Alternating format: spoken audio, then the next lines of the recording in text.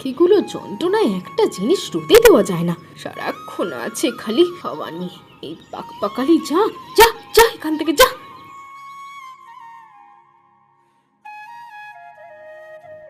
কি হয়েছে মা, সকাল সকাল কাকে গালাগাল দিচ্ছ? আর বলিস না বাছা, পাখিগুলোর জন্য একটু বসে শান্তি নেই, সেই সকাল থেকে আমায় দৌড়ে মারছে। তা তুই কোথায় যাচ্ছিস? আমি মাঠে যাচ্ছি মা, আর কিছু ফসল আছে সেগুলো তুলতে হবে।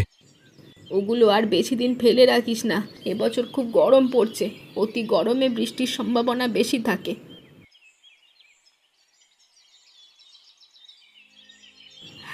এসেছে আমাদের জ্যোতিষী, বলি এত যখন ভবিষ্যৎবাণী করতে পারেন তবে বটতলায় গিয়ে বসুন না, ভালো রোজগার হবে।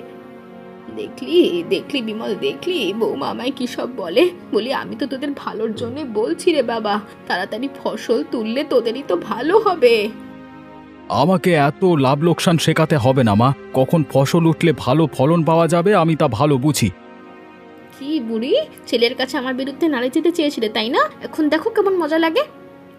আমি নালিশ দেওয়ার কে?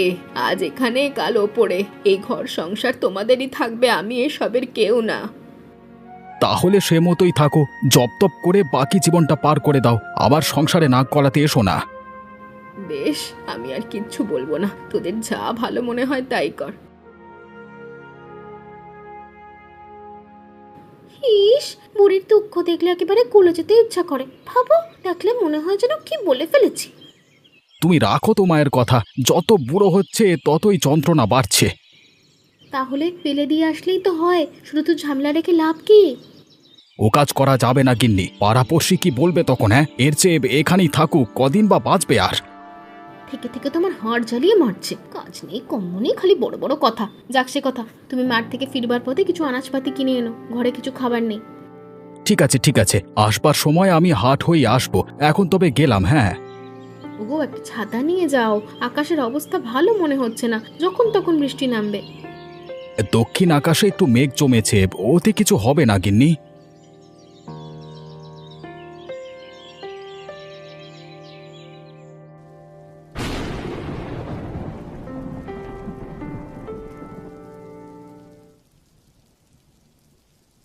ফুল পাতা সব আঁকলাম, কিন্তু কাঁথাটা কেমন অসম্পূর্ণ লাগছে, কি বাকি আছে ওতে?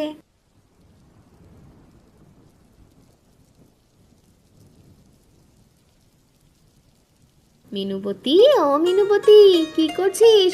এত যে ডাকাডাকি করছি, কোনো কথা কানে যায়? এই তো মা, কাঁথা সেলাই করছি। বলি সারাদিন এসব করলে হবে? কাজকর্ম করতে হবে তো। কি কাজ করতে হবে বলো, আমি এক্ষুনি করে দিচ্ছি। থাক, তোমায় আর কিছু করতে হবে না, আমি সব করে এসেছি, তুমি এখন খেতে বসো, বেলা দুপুর হলো, এখনো তো কিছু পেটে পড়েনি। যাচ্ছি মা, হাতের কাজটা শেষ করেই যাচ্ছি। বাবা কি হাটে চলে গেছে খেয়ে? হ্যাঁ রে, সকালেই খেয়ে দোকানে গেল, আজ তো হাটবার, বেচা কেনা হবে বেশি। কিন্তু দুপুর থেকে যে বৃষ্টি শুরু হয়েছে, এই বৃষ্টি বাদলা দিনে মানুষ কি আর হাটে যাবে? যাদের দরকার তারা নিশ্চয়ই যাবে। এখন আয় তো, তোদের খাইয়ে আমি অন্য কাজে বসি। এদিকে বাবলুটা যে কোথায় গেল, সকাল থেকে ছেলেটার দেখা নেই।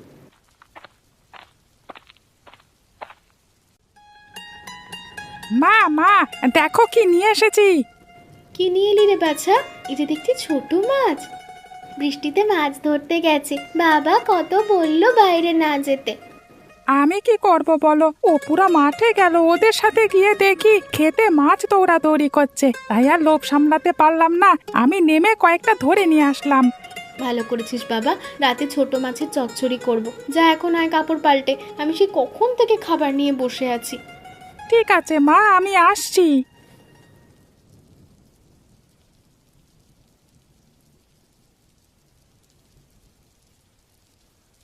ওহে নন্দলাল, বৃষ্টির দিনেও দোকান খুলেছো দেখছি, তা আমি ভাবলাম আজকে তুমি আসবে না। ব্যবসায়ী মানুষ, দোকানে না এসে কি থাকা যায়? তা আপনার কি কিছু লাগবে মোড়ল মশাই? চাল ডাল সবই তো লাগবে, একে একে সব দিয়ে দাও তো। ব্যাগটা দিন আমার কাছে, আমি ওতে দিয়ে দিচ্ছি। এই নাও ব্যাগ। তা খবর কি কিছু জানো? নদীতে যে বান ডেকেছে। না তো, ও খবর তো আমি শুনিনি। গিয়ে দেখো নদীর তীরে সবাই জড়ো হয়েছে, মেঘের গর্জন শুনে সব মাছ ওপরে উঠে আসছে। নদীতে বান ডাকলে তো সর্বনাশ, সবকিছু ডুবিয়ে ছাড়বে। তার বাকি রইল কই? আস্তে আস্তে নদীর জল বৃদ্ধি পাচ্ছে, কালকে নাগাদ গায়ে উঠে আসবে, সেই জন্য যা কেনবার কিনে নিচ্ছি। বন্যা হলে তো বাইরে বের হতে পারবো না। তা সব দেওয়া হলো তোমার? হ্যাঁ, এই নিন আপনার বাজার, এই 230 টাকা হয়েছে। এই নাও তোমার টাকা, আর সাবধানে থেকো, সময় কিন্তু ভালো নয়।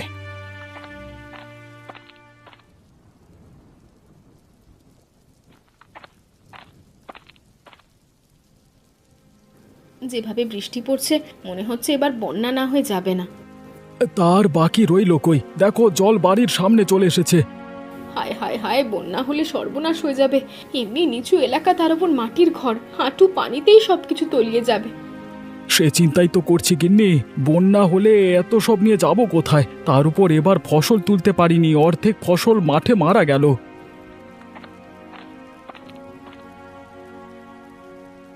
আমি আগেই বলেছিলাম এবছর বন্যা হবে, আমার কথা শুনলি না? যা হবার তো হয়ে গেছে মা, এখন এই বন্যা থেকে আমাদের বাঁচতে হবে। পানির যে স্রোত দেখতে পাচ্ছি, তাতে মনে হয় কয়েক ঘন্টার মধ্যেই ঘরে জল উঠে যাবে। আমি জল খুব ভয় পাই। একে তো সাঁতার জানি না, তার উপর আবার বন্যার জলে সাপ খুব ভেসে আসবে। এখানে থাকলে আমি ভয়েই মরে যাব। সেজন্য বলছিলাম তোমার বাবার বাড়িতে উঠে গেলে কেমন হবে? ওই গাঁটি তো উজানে, বন্যার জল এত দূর উঠবে না। তা যাওয়া যায়, কিন্তু আমি তো তুমি ছাড়া বাড়তি কোনো মানুষ নিতে পারবো না। সেই নিয়ে তুমি ভেবো না, মাকে আমরা বাড়িতেই রেখে যাব। বন্যার জল বেশি হয়ে গেলে মা চালের উপর উঠে কয়েকটা দিন কাটিয়ে দেবে। তোদের কেবল প্রাণের ভয় আছে বিমল, বুড়ো হয়েছি বলে আমার প্রাণের ভয় নেই। শোন, আমি নিরাপদে থাকবো। রেডিওতে বলেছে প্রাকৃতিক দুর্যোগে ভাঙা বাড়িতে থাকতে নেই। এই বয়সে আর জলে ডুবে মরতে চাই না। তাহলে আশ্রয় কেন্দ্রে যান, সেখানে আপনার মতো অনেক মানুষ আছে। ঠিক আছে, তাই যাব। তোমরা নিরাপদে থেকো, পাছে তোমাদের বাড়িতে বন্যার জল না উঠে যায়।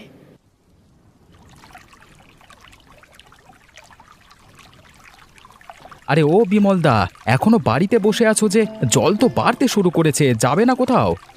যাব প্রকাশ, তা তোমরা কোথায় যাচ্ছ? আমরা আশ্রয় কেন্দ্রে যাচ্ছি, যাবে নাকি? হ্যাঁ, না না, আমাদের যাওয়ার জায়গা আছে, তোমরা যাও। ও প্রকাশ, আমায় একটু নিয়ে যাও সাথে করে, আমার কোথাও যাওয়ার জায়গা নেই। তাড়াতাড়ি এসো খুড়িমা, না হলে ওখানে জায়গা পাওয়া যাবে না। একটু দাঁড়াও বাবা, আমি আমার পুটুলিটা নিয়ে আসি।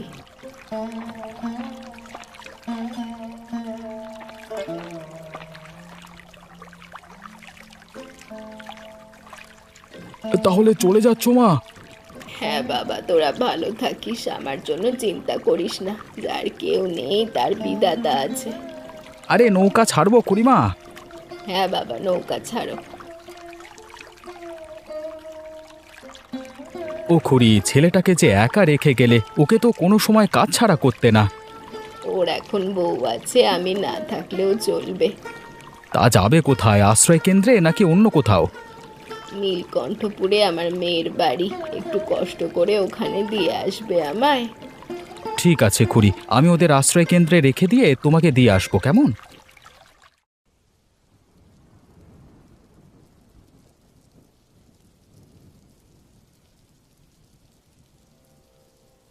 ও দিদি, আর কটা নৌকা বানাও না, সব তো স্রোতে নিয়ে গেল। আর কাগজ নেই বাবলু, সব শেষ হয়ে গেছে। দাঁড়াও, মায়ের কাছ থেকে নিয়ে আসছি। ওমা, মা শুনে যাও তো। কিরে, কি হয়েছে? যন্ত্রণায় বাড়িতে থাকা যাচ্ছে না তো তোদের? তো চেঁচামেচি কিসের? কটা কাগজ দাও না, নৌকা বানাবো। না না, আর কাগজ দেওয়া যাবে না, বানের জলে সব ভিজে গেছে। ওই কাগজ নিয়ে আমি উনুন জ্বালাবো। ওগো, তুমি বসে আছো কেন? দোকানে যাবে না? দোকানে যাব কি করে? পদঘাট তো জলে তলিয়ে গেছে, কেউ কি আসবে হাট বাজারে? পানি যেভাবে বাড়ছে আমার তো ভয় হচ্ছে গো, দোকান তলিয়ে যদি সব নষ্ট হয়ে যায়। সেই চিন্তাই করছি গিন্নি, কি যে করি এখন। আরে ও খুড়িমা, এটাই কি তোমার মেয়ের বাড়ি? হ্যাঁ রে, আমার নাতি নাতনিগুলো খেলা করছে, আমায় ও বাড়িতে নিয়ে চ। মা, মা দেখো কে এসেছে আমাদের বাড়িতে। ঠাকুমা দেখছি। ও ঠাকুমা, তুমি এতদিন পর এলে? আরে সত্যি তো, মা এসেছে দেখছি আমাদের বাড়িতে। আরে আমি এলাম, এই বৃষ্টিতে বানের দিনে এসে তোদের বিপদে ফেললাম না তো? আরে কি যে বলেন না মা, আপনি আসায় আমরা আরো খুশি হয়েছি। এসো মা, এসো ঘরে বসো। তোমার জন্য দুশ্চিন্তা করছিলাম, এই বন্যায় কি করছো কে জানে। আমাদের বাড়ি ঘর ডুবে গেছে রে, তাই এখানে এলাম। তা শালাবাবু কোথায়? ওরা আসেনি? বিমলকে নিয়ে ওর বাপের বাড়ি গেছে, তাই উপায়ান্ত না দেখে আমায় আসতে হলো। ও এই কথা, বউ এসে এখনই আমার ভাইটাকে হাত করে ফেলেছে। বেশ, ওদের পাই একদিন এই হতভাগীকে আমি ঝেঁটাপেটা করবো। খুড়িমাকে অধিকার যেতে দিও না দিদি, বৌদিটা ভালো নয়, খুব খারাপ ব্যবহার করে ওনার সাথে। সে আর আমি দিচ্ছি না, মা এখন থেকে আমার কাছেই থাকবে। এবার তবে আমি যাই, হ্যাঁ? এদিকে আমার পরিবার আশ্রয় কেন্দ্রে অপেক্ষা করছে। যাও ভাই, সাবধানে থেকো।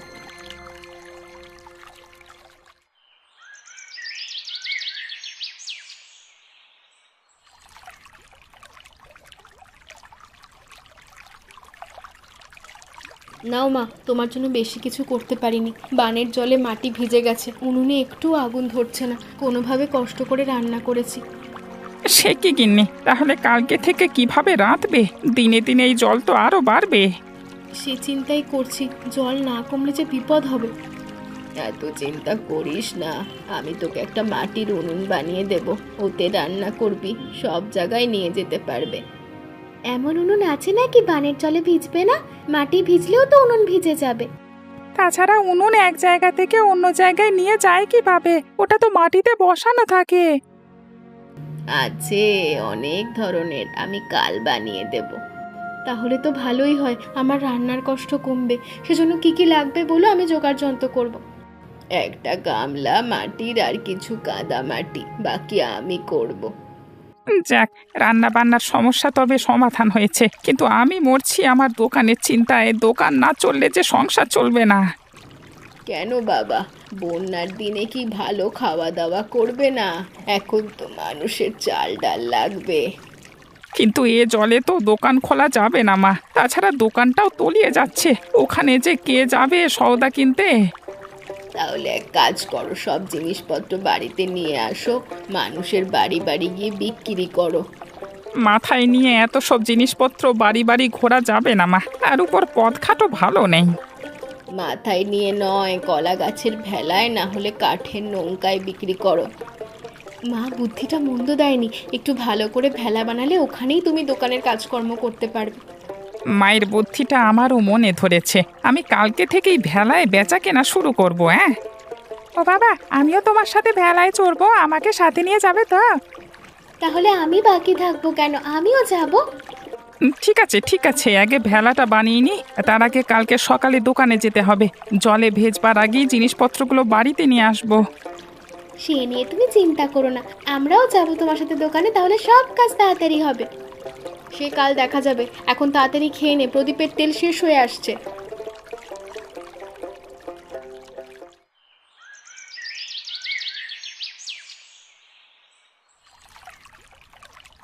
চুলার কাজ শেষ, এখন রোদে রাখতে হবে, মাটি শুকিয়ে গেলেই রান্না হবে।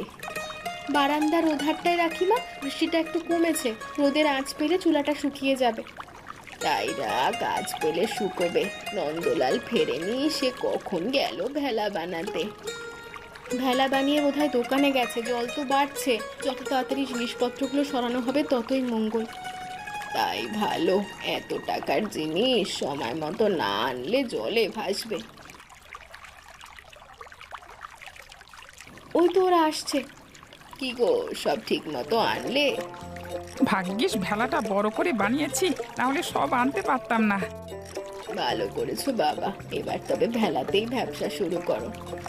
হ্যাঁ মা, এক্ষুনি গায়ে বেরোবো। মানুষ চাল ডালের জন্য খুব হাহাকার করছে, যেতেই সব কিনে নেবে। তাই যাও, বাবলু আর তুই নিয়ে আয়, স্নান করতে খেতে বসবি। আমিও বাবার সাথে যাবো মা। না দাদু ভাই, অনেকক্ষণ বাইরে থেকেছো, ঘরে এসো, খাওয়া দাওয়া করে গল্প বলবো। সত্যি ঠাকুমা, সত্যি রূপকথার গল্প বলবে? বলবে ক্ষণ, এখন তাড়াতাড়ি আয়, তোদের খাইয়ে আমি অন্য কাজে বসবো।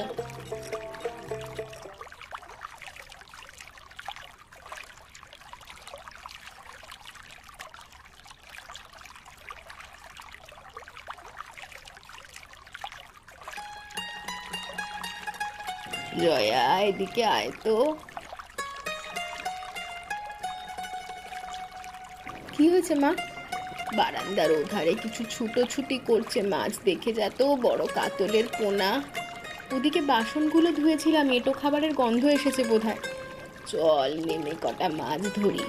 মাছ ধরবে কি মা, ঘরে তো জাল নেই। তোর একটা শাড়ি নিয়ে আয়, তা দিয়েই চেষ্টা করি। দাঁড়াও মা, আমি আনছি।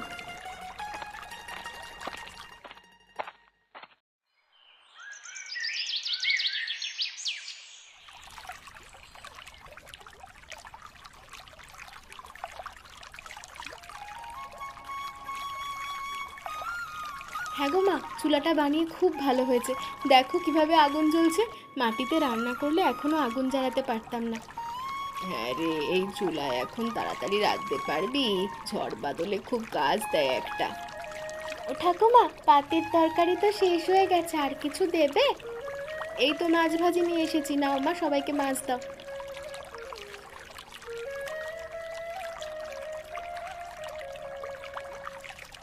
মাছ কোত্থেকে আনলে গিন্নি? আমি তো মাছ কিনিনি। আমরা মাছ ধরেছি, ঘরের ওধারটা বড় বড় মাছ আসে।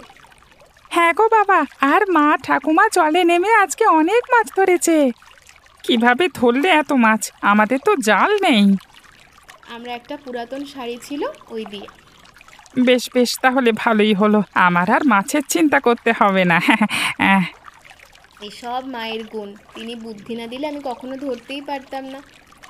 মা এসে ভালোই করেছে, না হলে ছেলে মেয়েগুলোকে নিয়ে বড় বিপদে পড়ে যেতাম। তোমাদের এখানে বড় ভালো লাগছে, বাবলু আর মিনুর সাথে সময় কাটাচ্ছি। বাড়িতে থাকতে তো খালি ছেলে বউয়ের কথা শুনতাম।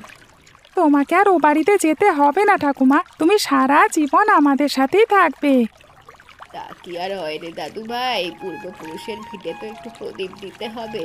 আমার যে সন্তান হয়েছে সে সব নিয়ে ভাবে না, কিন্তু আমি যে এখানে থাকলে সব বিক্রি করে ফেলবে। সে আমরা দেখবক্ষণ। শালাবাবুর এত সাহস হয়নি যে আমাদের না বলে বাড়ি বিক্রি করবে।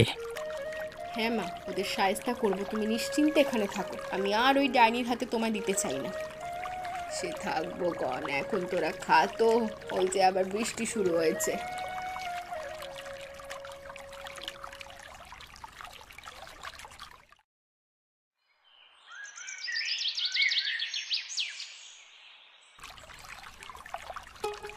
ও দিদি, দেখো জলে কেমন মাছ ছোটাছুটি করছে। হ্যাঁ রে, চল গিয়ে ধরি। মাছ ধরা রেখে পড়তে বস মিনু, ও কাজের জন্য তোদের লাগবে না। ও বাবা, অনেকক্ষণ ধরে তো পড়ছি, এবার একটু উঠি। বড় চাকরি করতে হলে আরো বেশি পড়তে হবে, মাছ ধরার অনেক সময় পাবি, এখন পড়।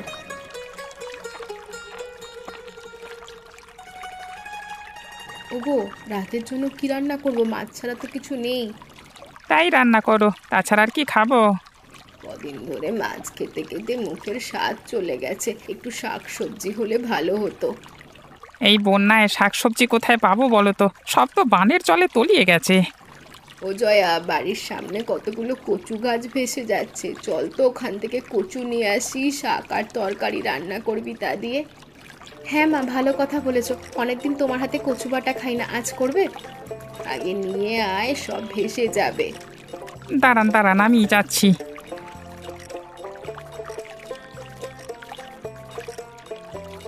যাক, আজকে একটু ভালো মন্দ খাবো, সব মাছ খেতে আর ভালো লাগে না, বুঝলে মা? হ্যাঁ রে জয়া, ওই মানুষগুলো কে জল ভেঙে এদিকে আসছে? ও মা, তো দেখছি দাদা আর বৌদি। কি বলিস, বিমল এসেছে? মা মা আমরা চলে এসেছি। তোমার জন্য মনটা খুব খারাপ লাগছিল গো মা। কেন রে বাছা, আমার জন্য খারাপ লাগার তো কারণ নেই। তোর তো বউ আছে, শ্বশুর শাশুড়ি আছে, সেখানে সুখ শান্তির কমতি হয়েছে বুঝি? শ্বশুর বাড়ির ভাত মনে হয় উঠেছে, দেখছো তো কেমন পেতনিমুখী হয়ে আছে। তোমার বাড়িতে এসেছি বলে এত কথা শুনে না ঠাকুরজি, বিপদে পড়েছি দেখেই এসেছি। বিপদ? কি বিপদ? তুমি চলে আসবার পর ওর বাবার বাড়িতে গিয়ে উঠেছিল, কিন্তু কদিন যেতে না যেতেই ওর দাদা বৌদিরা আমাদের সাথে খারাপ ব্যবহার করতে শুরু করলো। ওদের যন্ত্রণায় থাকতে না পেরে চলে এসেছি। কিন্তু আমি তো তোমাদের আশ্রয় দিতে পারবো না দাদা, আমার ঘরে অনেক মানুষ, বাড়তি দুজনের দায়িত্ব আমি নিতে পারবো না। আমি আর কি বলবো, ওদের বাড়ি, ওদের ঘর, ওদের সিদ্ধান্ত। তবে আমরা কোথায় থাকবো? আশ্রয় কেন্দ্রে জায়গা নেই। ও ঠাকুরজি, তুমি এত কঠোর হইও না, তুমি তাড়িয়ে দিলে আমরা যে না খেয়ে থাকবো। এটা মায়ের কাছে গিয়ে বলো, তিনি এখন সংসারের গুরুজন। ও মা, আমরা তোমার উপর অনেক অত্যাচার করেছি, তুমি আমাদের ক্ষমা করে দাও। আর কখনো তোমার অবাধ্য হব না, তোমার সাথে আমরা আজীবন থাকতে চাই মা। মা কি সন্তানের ওপর রাগ করে থাকতে পারে? ঠিক আছে বৌমা, আমি ক্ষমা করলাম। আর শোন জয়া, ওরা কদিন বাড়িতে থাকবে। ঠিক আছে, তোমার সঙ্গে ভালো ব্যবহার করে তবে এখানে ঠাঁই পাবে, না হলে শ্বশুরবাড়ির লোকদের মতো আমিও বের করে দেবো।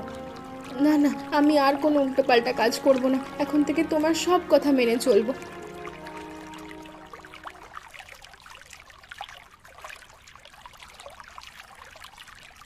এ কি, শালাবাবুও চলে এসেছো দেখছি। যাক, ভালোই হলো এসে।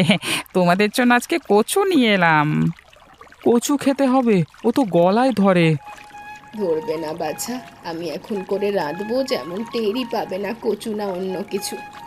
তাহলে আমাকে রান্নাটা শিখিয়ে দিও তো, আমি ওদের কচু রান্না করে খাওয়াবো। ও গিন্নি, মায়ের কাছ থেকে সব কাজ ভালোভাবে শিখে রাখো। এমন গুণী মানুষ আছে দেখি আমরা টিকে আছি।